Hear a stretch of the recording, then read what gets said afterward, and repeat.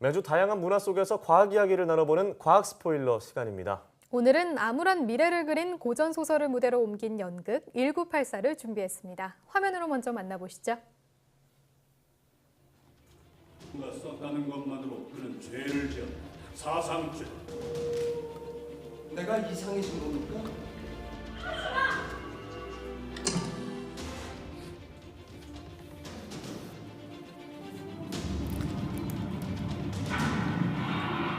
이건 기록입니다.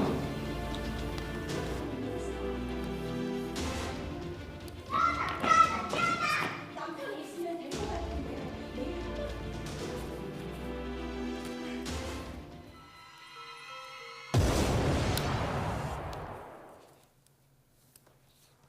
네, 오늘도 양회영 기자와 함께하겠습니다. 안녕하세요. 네, 안녕하세요. 네, 오랜만에 연극 이야기를 준비해 오셨는데요. 네. 제목이 1984면 조지 오웰의 소설을 원작으로 한 건가 봐요. 네, 맞습니다. 네. 하지만 조지 오웰이 쓴 그 소설 완전히 그대로 옮긴 연극은 아니고요. 네. 영국의 극작가 2명이 각색한 작품을 이 국립극단이 국내에서 초연으로 올린 작품입니다. 이 줄거리 자체는 원작과는 뭐 크게 다르지 않아요. 주인공 윈스턴이 이제 전체의 어떤 전체주의를 하고 있는 당을 의심하게 되면서 이 통제에서 벗어나기 위해 스스로는 노력을 엄청나게 하지만 결국 처참한 결과를 맞는다. 뭐 이런 줄거리의 내용은 같습니다. 네. 네, 이 소설 1984는 지금도 세계 각국에서 영화나 연극으로 관객들과 만나고 있는 작품인데요. 네. 앞서서 줄거리는 크게 다르지 않다고 말씀해 주셨는데 그러면 이번 연극, 원작과는 어떤 점이 다른가요? 네, 우선 가장 큰 다른 점은요. 우선 시간이 굉장히 모호해요. 이게 무슨 네. 말이냐면 영국에는 미래의 북클럽이라는 설정이 나타납니다. 이 원작에는 없는 설정인데요. 장면에서 미래의 북클럽이라는 책 보는 장면부터 시작해요. 네. 미래, 현재, 과거 이렇게 세 가지 시간대를 표현을 하는데 여기에 시간대들을 왔다 갔다 오가면서 무대 위의 시간들이 굉장히 명확하지 않고 이게 과거인지 현재인지 미래인지 알 수 없게 연출이 돼 있습니다. 네. 그래서 이제 이 과거에서 우리가 과거의 잘못들로부터 우리가 이제 새로운 것을 좀 배울 수 있다 이런 희망을 네. 주는 것 같다가도 또 결국에는 이마저도 통제되고 강요된 생각은 아닐까 뭐 이런 생각들이 오가면서 굉장히 복잡해지거든요. 희망과 좌절의 어떤 무한 루프, 악순환 이런 걸 말씀하시는 건가요? 네, 그렇죠. 네. 그래서 저는 사실 이 연극을 봤을 때 굉장히 어려웠어요. 네, 좀 힘들더라고요. 심오해 보이네요. 네, 이 원작을 사실 저는 읽고 영화를 봤음에도 불구하고 이게 뭐지? 이거 무슨 말이지? 이런 생각을 좀 계속하게 됐는데요. 알고 보니 제작진들이 그런 의도를 그러니까 그걸 일부러 이게 뭐지? 이런 생각의 모호함, 시간의 모호함을 의도했다고 거군요. 합니다. 네. 네. 그래서 이 관객들이 연극을 보면서 서로 모순되는 생각 때문에 자신의 생각을 또 끊임없이 의심하고 또 다시 돌아보고 그 모호함을 결국에는 받아들이게 되는 이중 사고의 과정을 의도한 거라고 볼 수 있는데요. 이 개인적으로 제가 태어난 해가 이 작품의 제목이라 사실 이 작품을 저는 좀 그러네요. 아, 개인적으로 네. 좋아했는데 이 원작을 만약에 읽어보셔서 잘 알고 또 원작의 새로운 해석을 좀 보고 싶다 이런 분들이 좀 이 연극을 보면 좋을 것 같습니다. 솔직한 평가를 해주셨는데 네. 아무래도 소설과 다른 좀 긍정적인 결말을 기대하셨던 분들에게 좀 아쉬울 수 있겠어요. 그렇죠. 네, 맞아요. 네, 그런데 제가 찾아보니까 조지 오웰이 1984 소설을 썼을 때가 1949년이더라고요. 네. 그러면 당시에는 미래를 그린 소설이었는데 지금으로서 보면 이제 과거를 그린 소설이 됐잖아요. 그렇죠. 하지만 그럼에도 지금 현재와 닮은 점이 좀 많이 있죠. 네, 그렇습니다. 이 다행히 뭐 조지 오웰이 예측한 이 84년도 혹은 지금 2017까지 암울한 미래의 모습까지는 아니지만 네. 이 소설 속에 나오는 설정들이 굉장히 현실과 비슷합니다.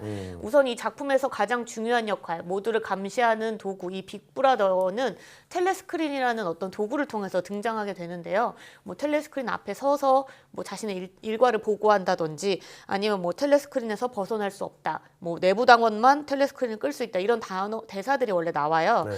근데 그만큼 이 텔레스크린을 통해서 자유를 통제하고 억압해서 독재자인 이 빅브라더가 존재할 수 있는 건데 우리가 사는 삶 역시 이 텔레스크린하고 좀 비슷한 게 있어요. 가장 먼저 떠오르는 게 혹시 뭐가 있으신지 뭐 궁금한데. 요즘 워낙 기술이 발달해서 뭐 거리 속속 들여다볼 수 있는 인공위성도 생각나고요. 네. 전 아무래도 CCTV가 가장 먼저 떠올랐는데. 네, 맞습니다. 이 사실 아무래도 우리는 이제 CCTV가 없는 곳에서 살 수는 없어요. 네. 네. 많은 곳에 CCTV가 있잖아요. 뭐 CCTV 세상 속에 산다 이렇게 볼 수도 있는데요. 뭐 아파트 골목, 뭐 매장, 계산대 입구, 뭐 그리고 엘리베이터 안까지 이 많은 CCTV가 방법 목적으로 처음에는 이제 설치가 됐습니다. 뭐 지하철, 버스, 택시 할 거 없이 교통수단에는 블랙박스가 또 설치돼 있잖아요. 네, 사고 네. 기록도 되고 범죄나 사건 사고의 증거로도 활용이 되고 있죠. 또 이제 유치원이나 어린이집 등에서 그 사고가 좀 일어나면서 네. 요즘에는 그곳의 CCTV는 실시간으로 또 이 장면을 볼 수 있는 세상까지 네. 좀 기술도 많이 발전했죠. 네, 이렇게 CCTV 기술이 점점 더 발전하고 있는 것 같아요. 네, 과학 기술과 맞습니다. 더불어서. 그렇죠. 네, 뭐 그래서 이제 단순히 이제는 뭐 촬영한 영상을 단순히 보거나 뭐 촬영된 영상을 저장만 하는 것이 아니라 네. 그것을 굉장히 이제 활용하는 것들도 늘어나고 있습니다.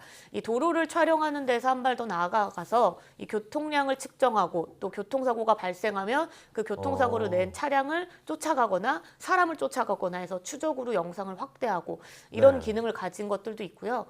또 다른 걸 또 보면요. 국내 연구진이 개발한 첨단 지능형 CCTV도 있습니다. 이 카메라는 이 세계 최초로 최대 60m 거리 밖에 있는 한 30여 명의 얼굴을 1분 만에 다 우와. 서로 다른 사람을 인식할 수가 있대요. 네. 그러니까 이 카메라 한 대를 설치하면 일반적으로 우리가 보는 지금의 CCTV를 거의 64대를 설치한 효과를 한 번에 볼 수 있는 셈입니다. 엄청난 효과네요. 네, 그렇죠.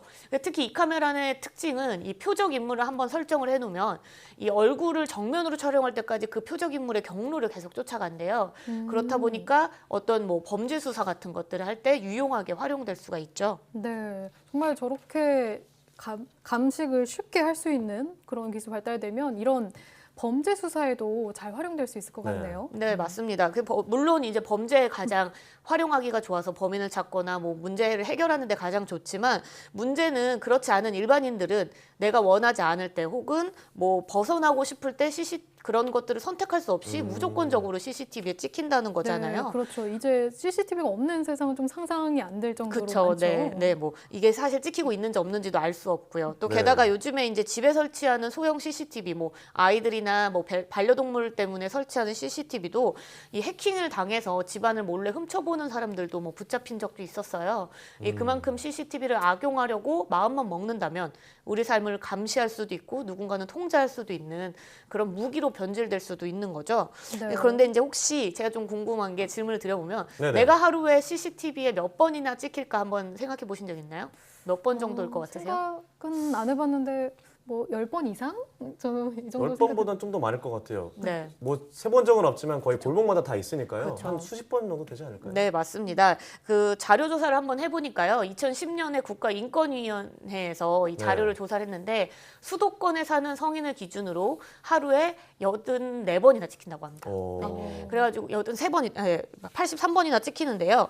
그러니까 거리를 걸을 때는 한 9초마다 한 번씩 찍히고요. 네. 지하철 네. 환승할 때는 한 50여 번 찍히고 만약에 한 3시간 정도 백화점이나 쇼핑센터에서 쇼핑을 한다 이렇게 생각하면 45번이나 내 모습이 CCTV에 찍힌다고 하는데요. 네, 거리를 걸어서 지하철 환승을 하고 쇼핑을 하면 정말 하루에 네. 100번 이상, 수백 번 이렇게 찍힐 네. 수가 있겠네요. 그렇죠. 이게 그런데 7년 전 자료라는 말씀이시죠? 그쵸. 그런데도 하루에 80번 넘게 그럼 찍힌다면 지금은 더 많이 찍히겠네요. 네, 그쵸, 정말 맞습니다. 섬뜩하다는 생각이 드는데요. 네, 뭐 지금은 이제 그때보다도 CCTV가 굉장히 많이 설치됐고 뭐 네. 자동차 블랙박스, 뭐 사물 인터넷을 위해서 설치됐던 어떤 수많은 가전 제품들에 있는 카메라, 또 민간 CCTV까지 모두 합치면 거의 이제는 초당 2-3번에 다 서로 다른 CCTV에 내 모습이 찍혀 있다 이렇게 볼 수 있다고 합니다. 네, 그래도 1984 정도로 이렇게 심한 감시는 아니겠지만 이렇게 국민 감시에 이용된 사례는 없지 않나요?